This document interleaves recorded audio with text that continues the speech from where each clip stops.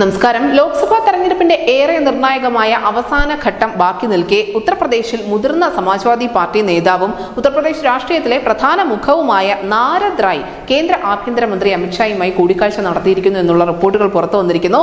എക്സിൽ അദ്ദേഹം അമിത്ഷായുമായി കൂടിക്കാഴ്ച നടത്തിയതിന്റെ ചിത്രങ്ങളടക്കം പങ്കുവച്ചിട്ടുമുണ്ട്.